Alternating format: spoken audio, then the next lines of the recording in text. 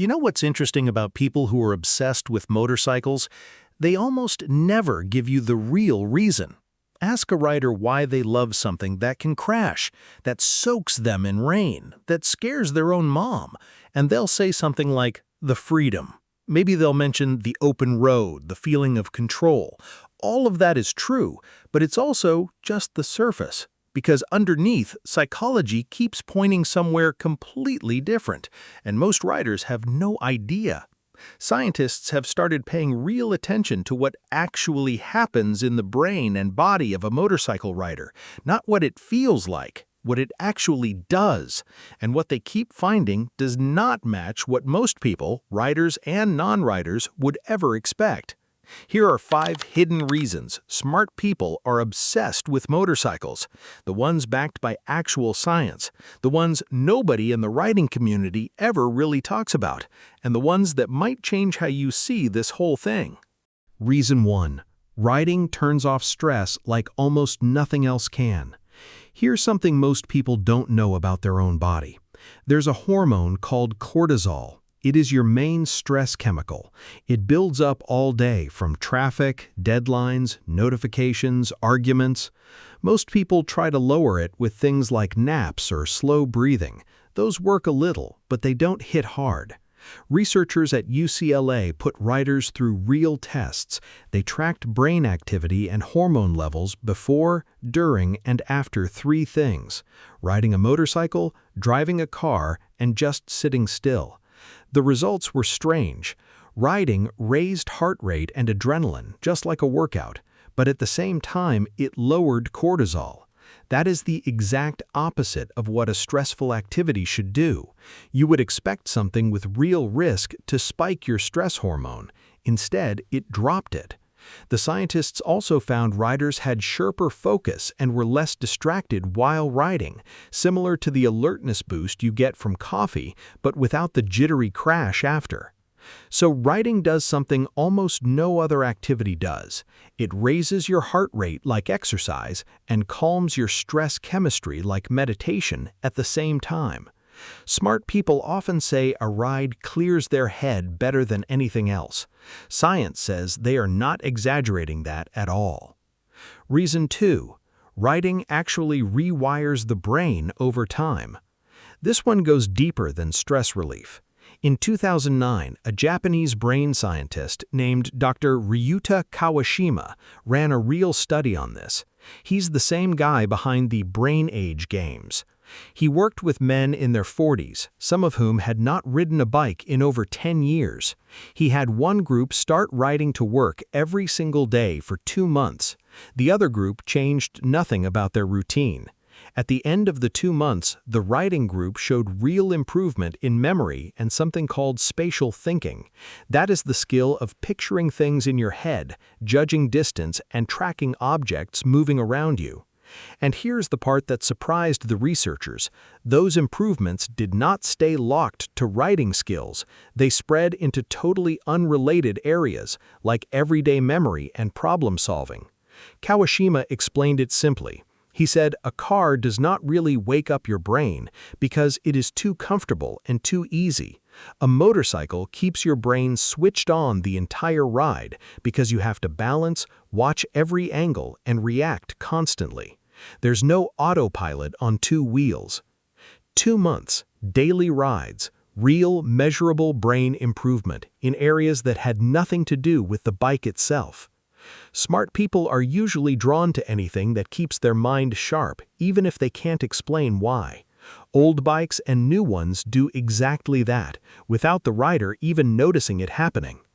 Now consider this for a moment. Most people look at someone who rides a motorcycle and jump to quick conclusions. A thrill chaser, someone who doesn't think about consequences, someone running from something.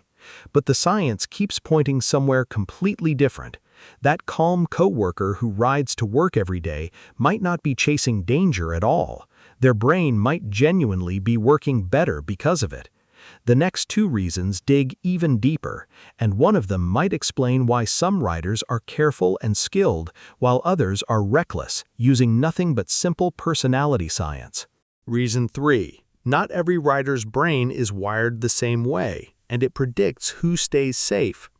Here is something researchers found that most riding channels never mention. There is a personality trait scientists call openness to new experience. People high in this trait are naturally drawn to new sensations, new roads, new speeds. That part is obvious. But there is a second trait that matters even more, and it is completely separate. It's called responsibility or self-discipline. In a study of over 500 riders, scientists found something clear. People high in the seeking new experience trait were simply more likely to ride, but it was the responsibility trait that predicted whether someone rode safely or took wild risks. Riders low in responsibility were far more likely to speed and take dangerous chances. Riders high in responsibility, even ones who loved excitement just as much, made fewer mistakes and took fewer real risks. This matters because it breaks the whole stereotype. Loving motorcycles is not one single personality, it's actually two separate traits mixing together. One pulls a person toward the bike, the other decides how they ride once they are on it. A smart, careful rider is not fighting their love for excitement, they're simply pairing it with self-control, which the reckless rider never developed. That's why two people can share the exact same passion for riding and end up as completely different kinds of riders on the road. Reason 4. Your brain rewards this hobby in a way modern life almost never does. Scientists studying riders found a personality combination that keeps showing up again and again. Riders tend to score high on something called novelty seeking, meaning they crave new things, and low on something called harm avoidance, meaning they do not overthink small risks. Together, that combination makes riders naturally more optimistic and less anxious about daily life in general, not just about riding. Here's why that matters. Most modern life is repetitive. Same commute, same desk, same screen. Your brain's reward system barely gets touched by any of it. But a ride is never exactly the same twice. Every corner, every road, every ride gives your brain something new to process, which triggers a small hit of dopamine, your brain's built-in reward chemical. This is not about being reckless, it's about a brain that needs real stimulation to feel good and doesn't get it from routine. Riders are not chasing danger for its own sake, they're feeding a reward system that modern, repetitive life leaves mostly starved. Reason 5. This last one comes from genetics, and almost nobody has heard of it. Scientists have found a specific gene variant, often nicknamed the explorer gene, that is directly linked to novelty-seeking and risk-taking. People carrying this gene variant need bigger experiences to feel a normal amount of pleasure because their brains respond weaker to small, everyday rewards. Here's the wild part. Researchers studying human history found this exact gene variant shows up more often in populations whose ancestors migrated the farthest distances thousands of years ago. In simple words, the same brain wiring that once pushed early humans to explore unknown land is the same wiring that pulls some people toward speed, new roads, and machines like motorcycles today. That reframes the whole thing completely. A rider is not damaged or acting out. Their brain might be running very old, very human software that once helped our species survive and spread across the entire planet. The world just doesn't need explorers walking into the unknown anymore, so that same drive shows up as someone twisting a throttle on an open road instead.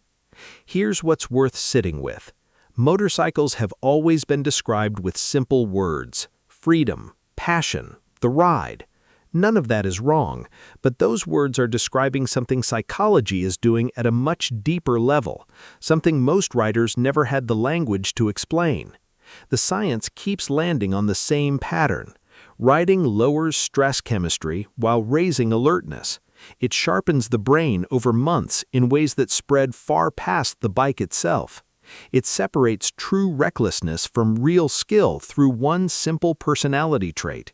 It feeds a reward system that modern, repetitive life leaves empty, and it may even be tracing back to instincts that are thousands of years old. That combination doesn't just feel good for 20 minutes on a Sunday morning ride. It calms the nervous system, sharpens thinking over time, rewards the brain in ways screens and desks never will, and taps into something ancient still sitting inside every one of us. Maybe that's what smart people who love motorcycles have always known, without ever being able to explain it. It was never really about the bike. It was about what riding does to the mind that almost nothing else can replace.